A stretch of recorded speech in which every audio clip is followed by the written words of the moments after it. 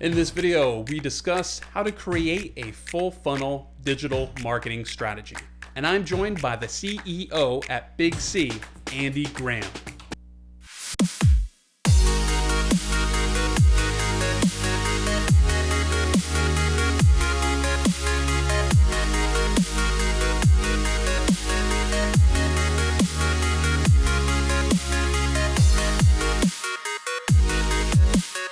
Welcome to How to Business. I'm Frederick Weiss, and in this video, we're speaking with Andi Graham, CEO of Big C. Andi, welcome to the show.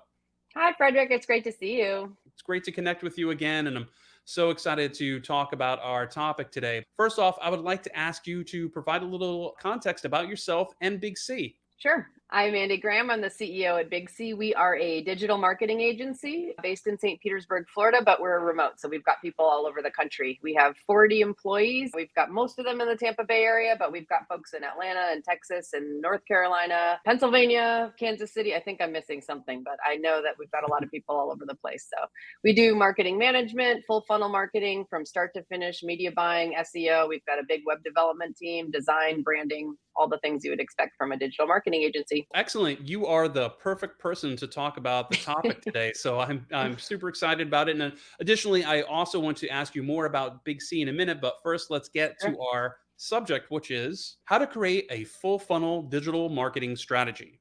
So, first off, what is a full funnel marketing strategy?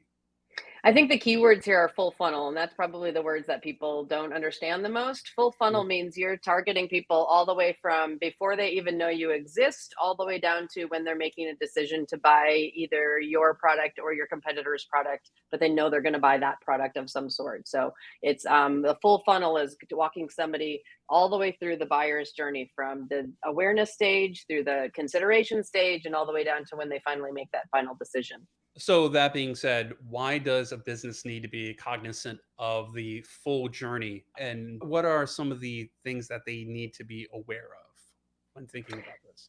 Yeah, so it of course depends on what your business is, but you want to be the top of mind, right? When somebody says, "Hey, I need to buy a widget," you want to be the widget provider that they come to buy that widget. And so for some products and services, there are many, many, many competitors, and so you want to be top of mind, which means you need to spend a lot of money in certain phases of the journey. And then for many other businesses, maybe there was only one or two competitors. They want to spend a lot more money in the farther down the funnel stages of the business. But all of them are important because you can lead a horse to water, but if you can't make him drink, right, there's a complex system there. And so, for instance, some of our clients come to us and they're spending all this money on advertising, which they're buying traffic. You can buy traffic to your website, but if your website isn't converting that traffic into customers, then what's the point of buying the traffic? And so, creating marketing elements that address all those different stages of the journey helps you get the most out of your marketing budget by far. Excellent. That makes a lot of sense. So, at a very high level, and of course, depending on the channel, what can a business do to start taking advantage of this strategy? What are some of the techniques they could start right away with things like Facebook, Twitter, etc.? hmm Yeah. So let's start at the top of the funnel. Like when people don't even know that they maybe even need what you sell yet, or maybe they know they need it, but there's so many choices in the marketplace. So that's awareness based marketing. So what you're looking for right there is traffic and impressions. So like I just mentioned before, you can buy that. It's the easiest way to do it. You can buy Facebook ads, you can buy Twitter ads, you can buy, Instagram ads, you can buy Google pay-per-click ads, that sort of thing. And you can also get organic search rankings. You can work on your search engine optimization. And then there's other stuff that's offline, right? So it's not just digital. You could be doing sponsorships. You could be doing podcast guesting. You can do all kinds of things. Middle of the funnel is when people are like, all right, I know I want to buy a pair of, let's say, snow boots. I know I want to buy a pair of snow boots. Do I want to buy the Sorel snow boots or the Columbia snow boots? And now you've got to give some information about why your brand is better than your competitor's brand. So the marketing that you're doing here might include product feature comparisons. You might be doing on your website, right? You might be doing more information or blog posts about why to buy from your brand over another brand, or why one feature you have is important and people should be paying attention to that feature. This is where you see like Patagonia, for instance, when you're talking snow boots. focusing on like the do good aspect of their brand and how much money they give back and do they care about the same things that I do. It's helping you make a decision, right? So now you're in the next stage of the phase where you're making that decision to buy over another brand. The decision factor is also often based on a emotion. So do you want to make the person feel good about like contributing back to the environment or whatever the brand stands for, or maybe it's price. There's a lot of price decision making, and so that's where you're offering promotions and offers and coupons and things like that if that's what's important to people. When you're talking B2B marketing or service marketing, your consideration phase in the middle there is kind of where you start looking at premium content, white papers and downloads where people are a little bit more engaged. They know about what you sell, and so they want to get a little bit more of your brain share and your thought leadership, so that they can learn more about what you do. And then you move them down to the decision stage by offering them a free consultation or something that's a little bit more engaging, even. Some kind of incentive. Yep, some kind of incentive, or at least making the compelling offer, the decision to move forward with you, less painful than the decision to remain in the current state that they're in. People don't like change. They like to stay comfortable and they're always going to default to what's familiar. And so making them take that first step to take change is a difficult thing to do.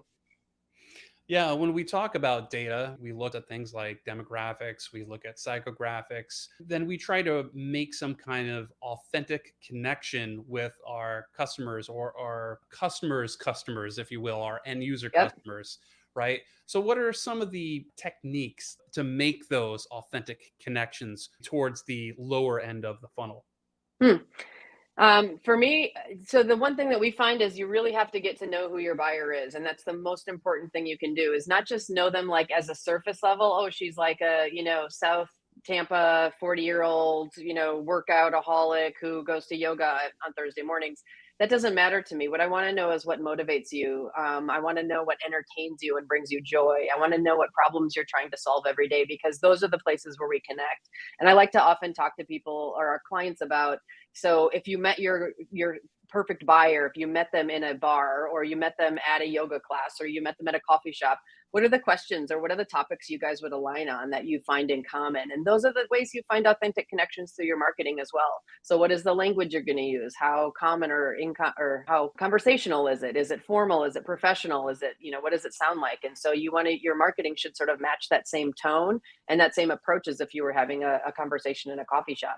It seems like one of those things that's obvious, but maybe not obvious to everyone, that it's important to have a dialogue, right? A conversation Hmm. back and forth, because brands used to be this kind of entity that were unapproachable, at least at some extent, right? You couldn't at them on Twitter or make some kind of connection on Facebook or communicate something on TikTok, et cetera, et cetera. Now we have these abilities. The end user is more empowered. So what should brands think about when we talk about that aspect of having a conversation with their customers? Yeah, it's difficult because there's also a level of I don't want to deal with the brand as a conversation too. So as much as we have to think about it, it's often going to be one-sided because sometimes your consumer is a very busy human and is seeing 5,000 ads advertising the same dumb pair of boots that you want to buy. And I'm that person. I've seen them 1,700 times in my Instagram feed.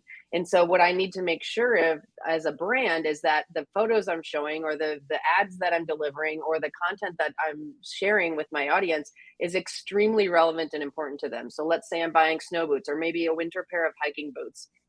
I want to see those snow boots going through a muddy stream in the middle of a winter hike, right? I want to know that my feet are not going to be soaking wet in that. And so showing those things in scenarios or in some sort of light that makes it appealing to me. Maybe if I'm driven by, social acceptance, I'm seeing it on a celebrity. I'm seeing it in a setting where I would think I'd feel, important or well dressed or whatever those things are. So you've got to really know what sort of motivates the mind of your buyer so that you can create marketing or create advertising or create campaigns that really resonate with them and what's important to them. So making that emotional connection, communicating a brand promise that sticks to your customer, and communicating what makes you different from the Hmm. competition. And we buy with our emotions and then we justify in other ways. But Yep. making that emotional connection, as you said, being able to show, oh, my feet won't be soaking wet when I'm walking through that stream. Those are the real important parts. I'm so glad you brought that up. Yep. And I would suggest 2 things. Number 1, you think I'm talking about retail and B2C, but honestly, B2B is the same. We are all just selling to people, and so it's always just business to people, and your marketing should always focus on the people that you're communicating with, no matter if it's selling a business or selling to a consumer specifically. So, I it's the love that. people that make decisions. So, Andy, how does Big C help companies in this realm? So it's really hard to know where to start with this stuff. There is so many things you should be doing. Should you be on TikTok? Should I be sending emails? Should I be building, promotions and offers? How should I be selling what it is I'm doing? And what we do is we have a really deep dive discovery process where we're going to research your customers. We're going to find out what makes them tick and what motivates them. We're going to figure out what's going on in your industry and with your competitors. And we're going to help you build a marketing plan that's going to get the biggest bang for your buck. So we're going to always be focused on returning the top dollar for on your investment and making sure that you're using channels that are relevant to your target buyers and your target audience, and that you're producing content and building a marketing funnel that converts all the way from the top through the bottom. I love that. Andy, where can people find out more about Big C? Yeah, that would be on our website. We are bigcbigsea.co. There is no M on that. If somebody wants to sell me that domain, I will pay you for it. I have been trying to get it for years. So Excellent. And I love to provide this opportunity for some closing words of wisdom. all right, my closing words of wisdom. I would say this: it is get to know your customers as if they are humans and connect with them authentically. I think that's the most important thing you can bring to any of your marketing. Excellent. Andy, thank you. Thank you so much for being on the show. Super appreciate it. And thank you for being here. Thank you. It was great talking to you. You too.